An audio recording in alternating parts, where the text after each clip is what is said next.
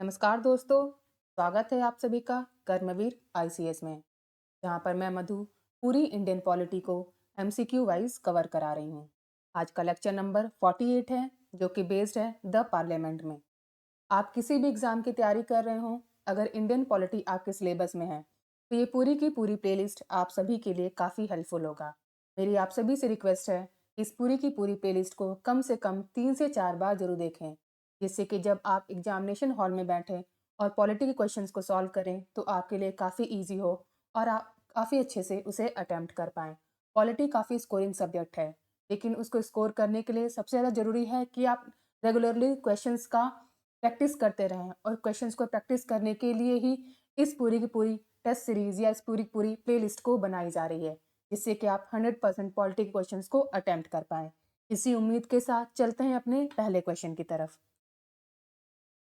Question number first, all revenues received by the union government by way of taxes and other receipt for the conduct of government business are credited to the।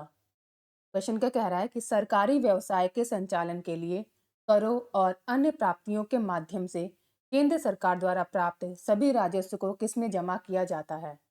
आपके options हैं A contingency fund of India, Bharat की आकस्मिक निधि, B public account सार्वजनिक खाता, C consolidated fund of India Bharat की समेकित निधि, या D deposits and advances fund जमा और अग्रिम निधि। तो पहले क्वेश्चन का आंसर क्या हो जाएगा? Option C consolidated fund of India.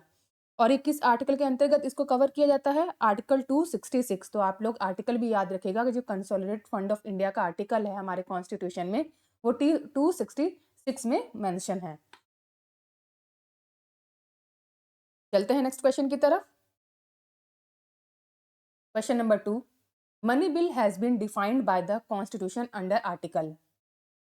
धन विधेयक को संविधान द्वारा किस अनुच्छेद के तहत परिभाषित किया गया है? आपके ऑप्शंस हैं A article 109, B article 1110 110, C article 111, या D both B and C. तो दूसरे क्वेश्चन का आंसर क्या हो जाएगा? Option B article 110। अब एक बार ये रिवाइज कर लेते हैं कि आर्टिकल 109 किससे रिलेटेड है? Special procedure in respect of money bill. ये याद रखिएगा, आर्टिकल्स काफी इंपॉर्टेंट होते हैं पॉलिटी में। तो आर्टिकल 109 किससे रिलेटेड है? Special procedure in respect of money bill. Article 110 किससे है? डेफिनेशन ऑफ मनी बिल से। और आर्टिकल 111 या 111 परमिशन ऑन बिल से रिलेटेड है। तो आप लोग ये आर्टिकल भी एक बार रिवाइज कर लीजिएगा। चलते हैं नेक्स्ट क्वेश्चन की तरफ। Question number 3, who among the following decides whether a particular bill is a money bill. निम्नलिखित में से कौन यह निर्णय लेता है कि कोई विशेष विधेयक धन विधेयक है या नहीं? आपके ऑप्शन हैं ए प्रेसिडेंट राष्ट्रपति, बी प्राइम मिनिस्टर प्रधानमंत्री, C speaker of Lok Sabha Lok Sabha अध्यक्ष, या D the cabinet the cabinet. तो तीसरे क्वेश्चन का आंसर क्या हो जाएगा? Option C speaker of Lok Sabha जो होते हैं वही डिसाइड करते हैं कि कोई जो बिल है वो मनी बिल है कि नहीं। और ये आर्टिकल 110 या 110 के अंतर्गत कवर किया जाता है, जो कि हमारे कॉन्स्टिट्यूशन के आर्टिकल 110 में लिखा गया है। तो तीसरे क्वेश्चन का आंसर क्या हो जाएगा? Option C. चलते हैं नेक्स्ट क्वेश्चन की तरफ। Question number 4, who decides whether a bill is money bill और नॉट। यह कौन तय करता है कि कोई विधेयक धन विधेयक है या नहीं? तो देखिए, एक ही क्वेश्चन को किस तरीके से एग्जामिनेशन हॉल में पूछा जाता है। एक ही क्वेश्चन, आंसर एक होगा लेकिन पूछने के तरीके बदल जाते हैं। तो आप लोग याद रखिएगा कि क्वेश्चन, एक ही क्वेश्चन को कई तरीके से एग्जाम में पूछा जा सकता है। तो आपके ऑप्शंस क्या हैं? Option A president, B speaker of Lok Sabha, C finance secretary, D finance minister. तो चौथे क्वेश्चन का आंसर क्या हो जाएगा? Option B speaker of Lok Sabha जो होते हैं वही डिसाइड करते हैं कि कोई भी बिल मनी बिल है कि नहीं। तो चौथे क्वेश्चन का आंसर होगा ऑप्शन बी। चलते हैं नेक्स्ट क्वेश्चन की तरफ। Question number 5, who certifies the money bill. धन विधेयक को कौन प्रमाणित करता है? आपके ऑप्शन हैं A president, B vice president, C speaker, D council of minister.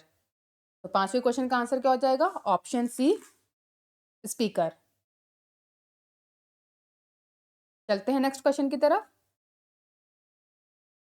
Question number 6, which one of the following statement about a money bill is not correct. Question में ध्यान दीजिएगा कि आपसे करेक्ट पूछ रहा है कि इनकरेक्ट पूछ रहा है। तो यहाँ पे आपसे पूछा गया है नॉट करेक्ट। क्वेश्चन क्या है कि धन विधेयक के बारे में निम्नलिखित में से कौन सा कथन सही नहीं है।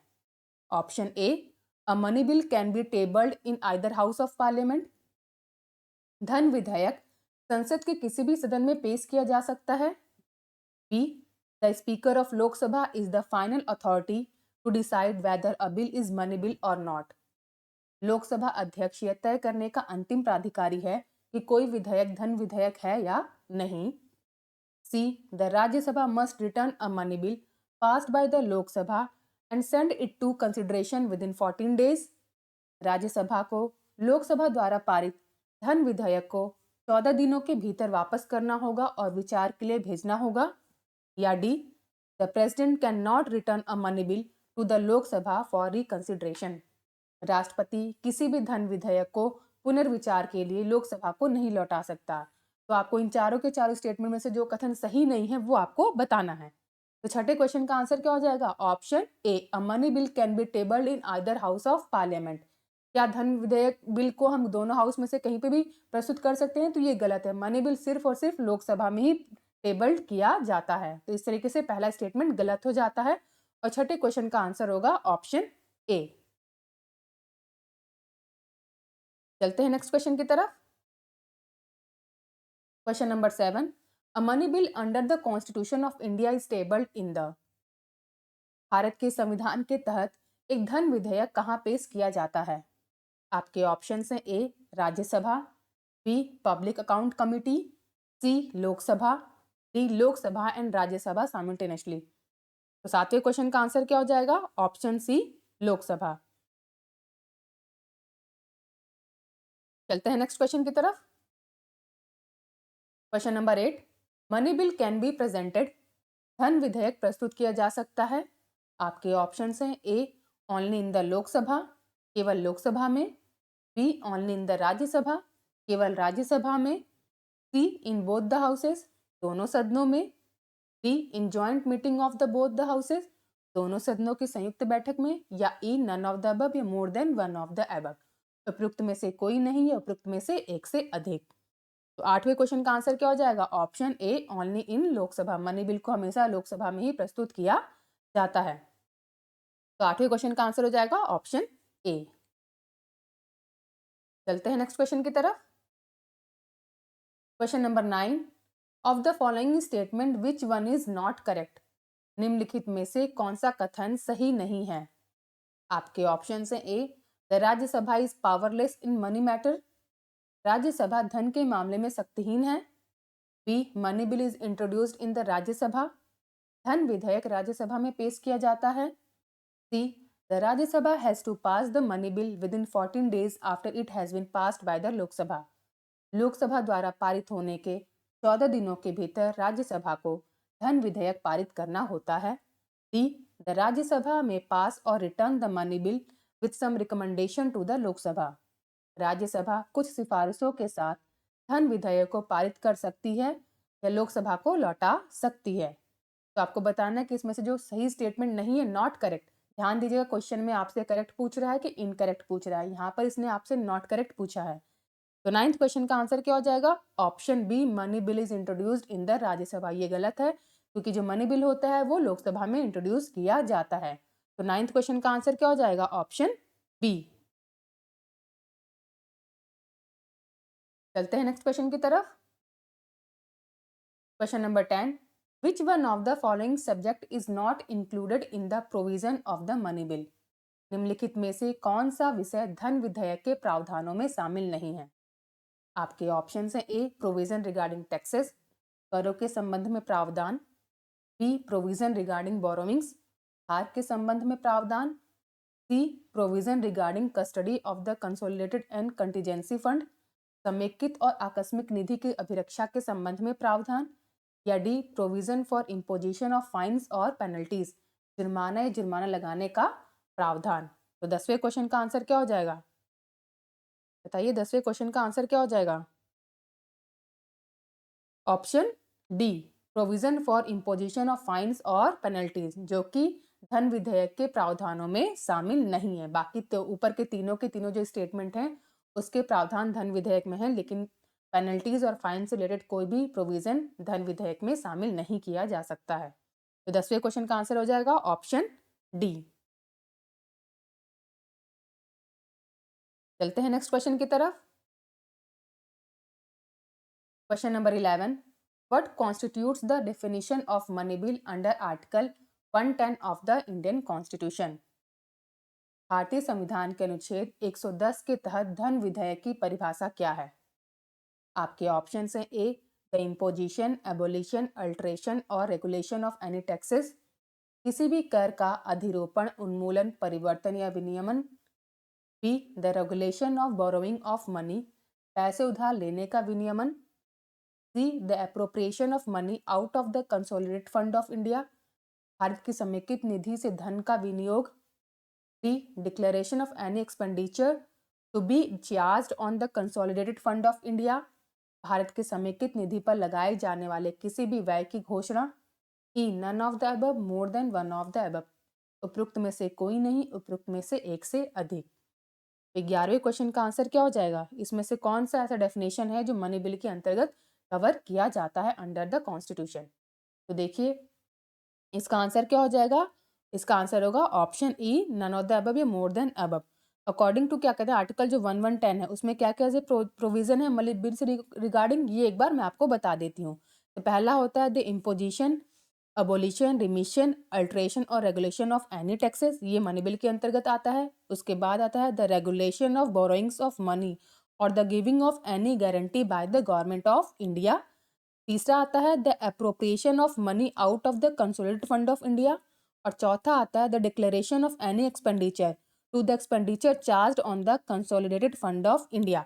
ये सारी की सारी चीजें जो आती हैं मनी बिल के अंतर्गत कवर की जाती है। तो इसमें ये सारे जो स्टेटमेंट हैं वो कवर किए जाएंगे, इसलिए इसका आंसर होगा मोर than one of the above, option E. 11th का आंसर हो जाएगा ऑप्शन ई। चलते हैं नेक्स्ट क्वेश्चन की तरफ। Question number 12, regarding money bill which of the following statement is not correct. ध्यान दीजिएगा, क्वेश्चन में आपसे पूछ रहा है नॉट करेक्ट।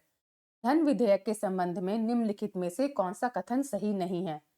आपके ऑप्शन हैं A, a bill shall be deemed to be a money bill if it contains only provision relating to imposition, abolition, remission, alteration और रेगुलेशन ऑफ एनी टैक्सेस, मतलब किसी विधेयक को धन विधेयक माना जाएगा यदि इसमें केवल किसी कर को लगाने, समाप्त करने, छूट देने, परिवर्तन या विनियमन से संबंधित प्रावधान शामिल हैं।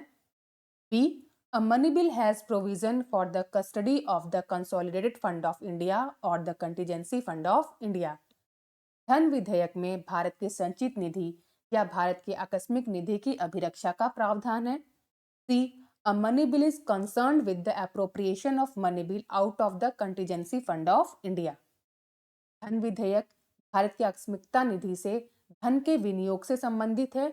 या D, a money bill deals with the regulation और बोरोइंग ऑफ मनी और giving of any guaranteed bye the government of India, धन विधेयक भारत सरकार द्वारा धन उधार लेने या कोई गारंटी देने के विनियमन से संबंधित है। तो आपको बताना है कि इसमें से कौन सा कथन सही नहीं है धन विधेयक के बारे में। तो क्वेश्चन 12 का आंसर क्या हो जाएगा? Option C, a money bill is concerned with the appropriation of money out of the contingency fund of India, ये स्टेटमेंट गलत है। ठीक है, ये कंटीजेंसी फंड ऑफ इंडिया से रिलेटेड नहीं होता है मनी बिल। तो 12वें क्वेश्चन का आंसर क्या हो जाएगा? Option C. चलते हैं नेक्स्ट क्वेश्चन की तरफ। Question number 13, a bill which merely involves expenditure and does not include any of the matter specified in article 110 can be, एक विधेयक जिसमें केवल व्यय शामिल है और अनुच्छेद 110 में निर्दिष्ट कोई भी मामला शामिल नहीं है, तो वो क्या कहलाता है या कहाँ पे इनिशिएट किया जा सकता है? आपके ऑप्शन है A, initiated only in Lok Sabha, केवल लोकसभा में शुरू किया जाए। B, initiated in either house of parliament, संसद के किसी भी सदन में शुरू किया जा सकता है। सी, इनिशिएटेड ओनली इन राज्यसभा, केवल राज्यसभा में शुरू किया जाए। या D, initiated only in joint session of both house of parliament, केवल संसद के दोनों सदनों के संयुक्त सत्र में शुरू किया जाए। तो आपको बताना है क्वेश्चन नंबर 13 का आंसर क्या होगा। देखिए, अगर बिल वो मनी बिल नहीं है तो वो क्या होगा, वो कहीं से भी पार्लियामेंट के किसी भी हाउस से उसको इनिशिएट किया जा सकता है। तो इसका आंसर क्या हो जाएगा, option B, initiated in either house of parliament, क्योंकि वो मनी बिल स्पेसिफाइड नहीं है। तो 13वें क्वेश्चन का आंसर क्या हो जाएगा, ऑप्शन बी। चलते हैं नेक्स्ट क्वेश्चन की तरफ। Question number 14, which one of the following statement is not correct with regard to control of parliament on a budget? Budget पर संसद के नियंत्रण के संबंध में निम्नलिखित में से कौन सा कथन सही नहीं है। आपके ऑप्शन हैं, A, parliament does not have any role in the creation of the budget, budget के निर्माण में संसद की कोई भूमिका नहीं होती है। B, parliament has the power to move on the charge expenditure on the consolidated fund, संसद के पास समेकित निधि पर लगाए गए व्यय पर आगे बढ़ने की शक्ति है।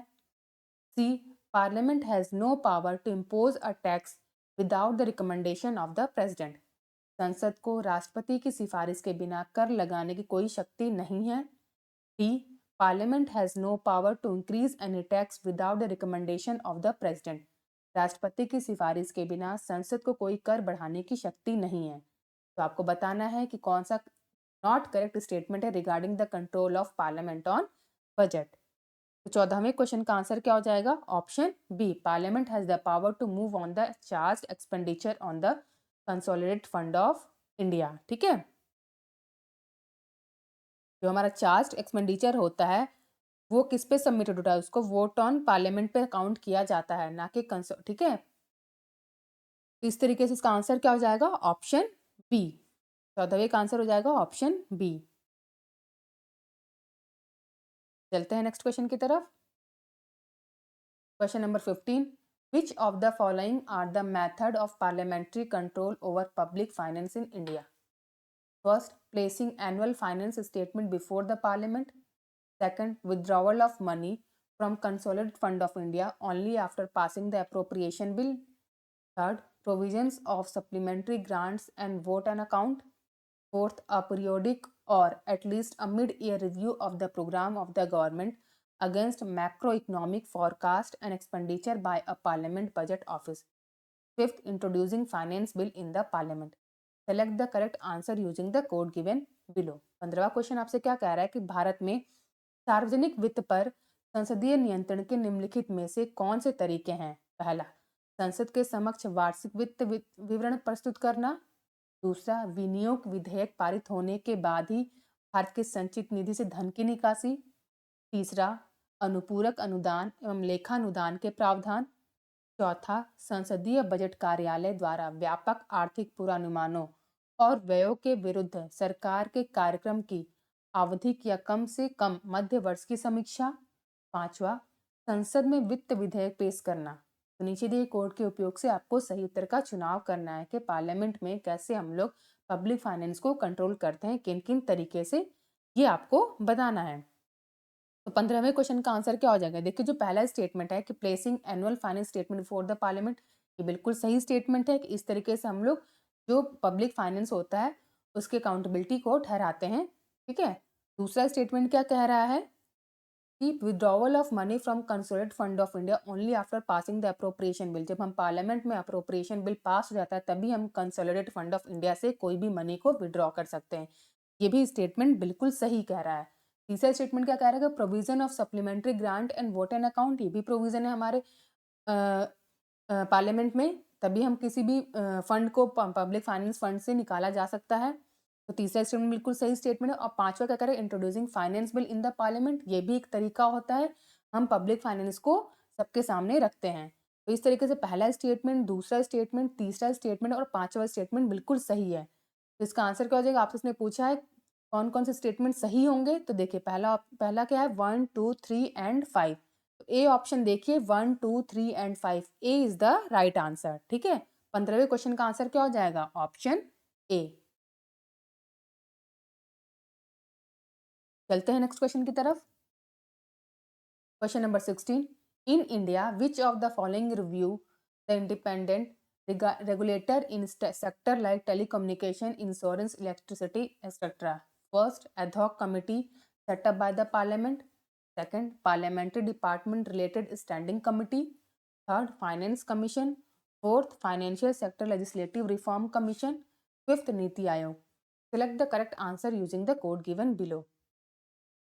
भारत में निम्नलिखित में से कौन दूर संचार, बीमा, बिजली आदि क्षेत्रों में स्वतंत्र नियामकों की समीक्षा करता है? आपके ऑप्शन से ए, संसद द्वारा गठित तदर्थ समितियां। दूसरा, संसदीय विभाग संबंधित स्थायी समितियां। तीसरा, वित्त आयोग। चौथा, वित्तीय क्षेत्र विधायी सुधार आयोग। पांचवा, नीति आयोग। तो आपको नीचे दिए कोड का उपयोग करके सही उत्तर का चुनाव करना है। तो 16वें क्वेश्चन का आंसर क्या हो जाएगा बताइए। इसमें जो एडहॉक कमेटी सेटअप की जाती है पार्लियामेंट और जो parliamentary department related to standing committee, ये दोनों के दोनों जो मिलकर रेगुलेटरी अथॉरिटीज बनाती हैं टेलीकम्युनिकेशन के ऊपर, इंश्योरेंस के ऊपर, इलेक्ट्रिसिटी के ऊपर। तो पहला और दूसरा स्टेटमेंट इसमें सही होगा। बाकी जो तीनों के तीनों स्टेटमेंट हैं लास्ट के 3, 4, 5 उनका कोई भी योगदान नहीं होता है। तो फर्स्ट एंड 2 किस में आएंगे? ऑप्शन ए में देखिए, फर्स्ट एंड 2। तो 16 क्वेश्चन का आंसर क्या हो जाएगा? ऑप्शन ए। ठीक है, चलते हैं नेक्स्ट क्वेश्चन की तरफ।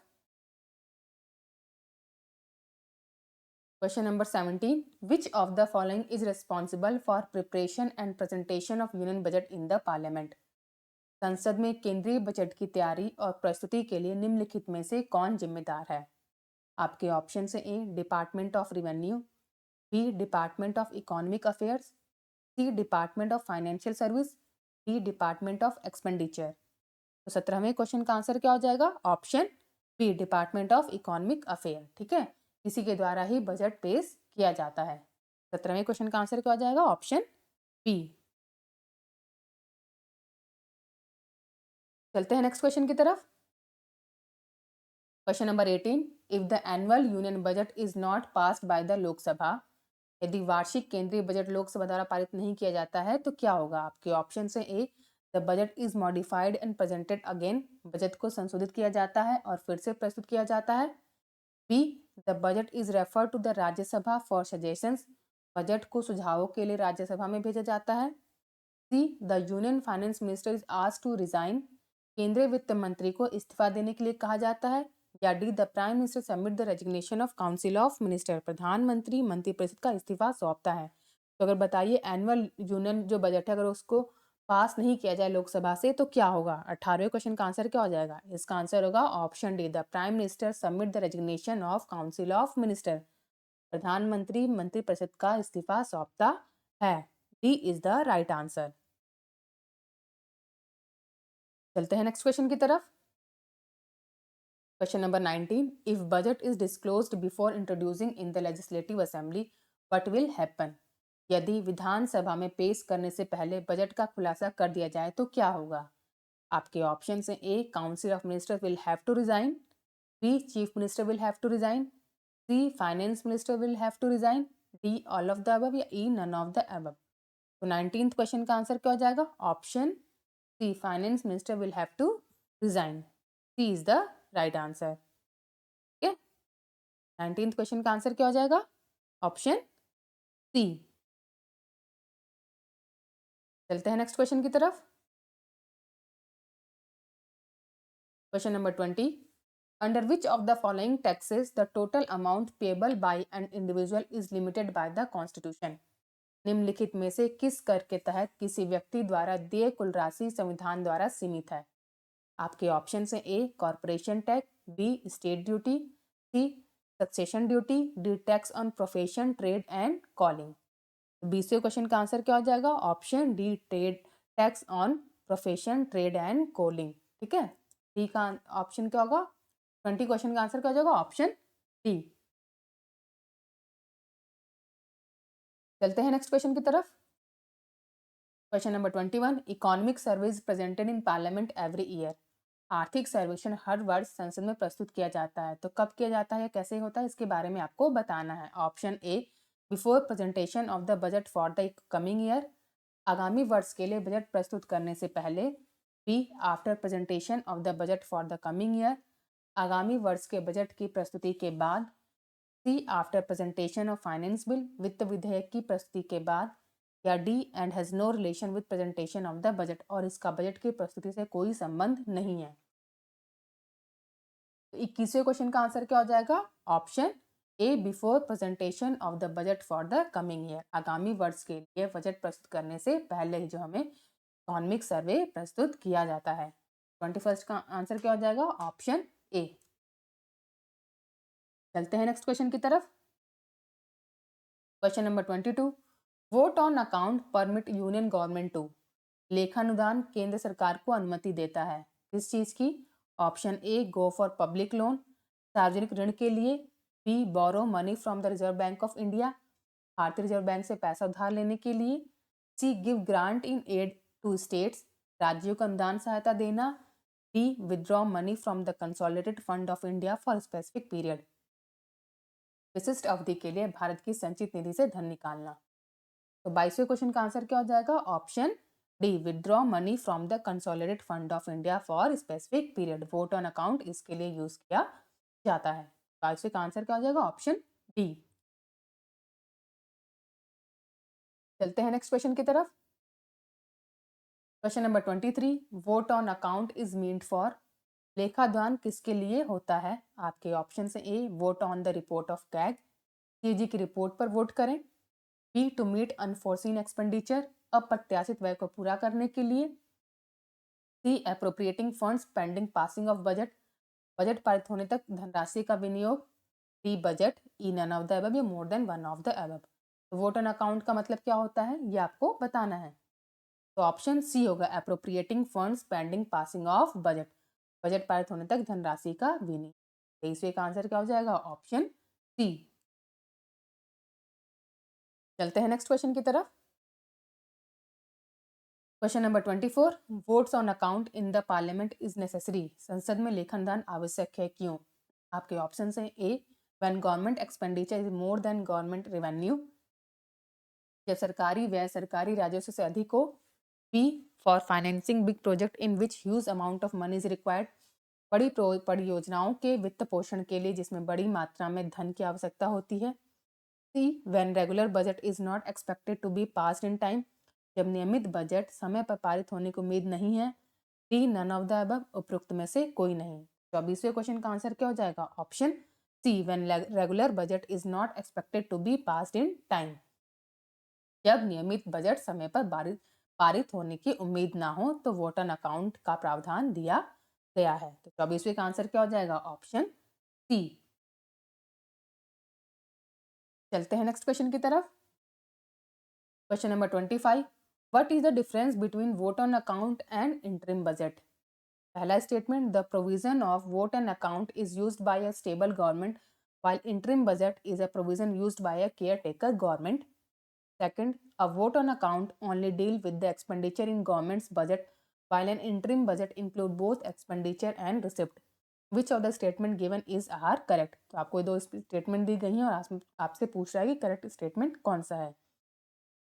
लेखानुदान और अंतरिम बजट के बीच में क्या अंतर है? पहला, लेखानुदान का प्रावधान एक स्थिर सरकार द्वारा उपयोग किया जाता है, जबकि अंतरिम बजट एक कार्यवाहक सरकार द्वारा उपयोग किया जाने वाला प्रावधान है।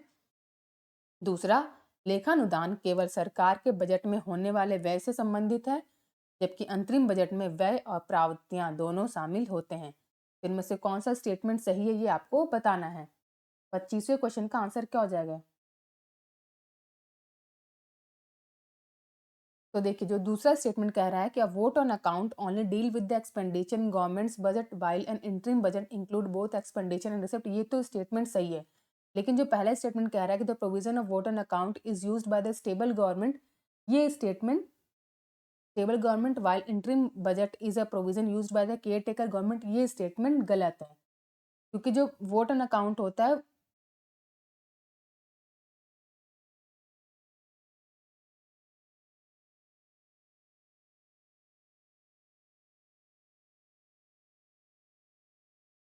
ये पहला स्टेटमेंट क्या correct, the provision of a vote on account is used by a stable government while interim budget is a provision used by a caretaker government, ये गलत स्टेटमेंट। क्योंकि इंटरिम बजट जो होता है वो अगर जैसे कि मान लीजिए तब प्रस्तुत किया जाता है जैसे कोई चुनाव आने वाला है तो उस टाइम पे वो सरकार इंटरिम बजट पेश करती है, तो पहला स्टेटमेंट तो गलत हो जा रहा है। लेकिन जो दूसरा स्टेटमेंट है वो स्टेटमेंट बिल्कुल सही है, तो इस तरीके से दूसरा ही स्टेटमेंट इसका आंसर होगा। तो बी ऑप्शन देखिए टू ओनली, तो 25वें का आंसर क्या हो जाएगा? Option two, B is the right answer. तो इस तरीके से आज हमने सेट ऑफ 25 क्वेश्चंस को कंप्लीट कर लिया है। अगर आप सभी को ये सीरीज अच्छी लग रही है तो प्लीज़ लाइक कीजिए, कमेंट कीजिए और सब्सक्राइब कीजिए कर्मवीर आईसीएस को, और अपने फीडबैक भी कमेंट सेक्शन में ज़रूर शेयर कीजिए, जिससे कि हम और भी क्वालिटी लेक्चर्स आप सभी के लिए ला सकें। Thank you for watching.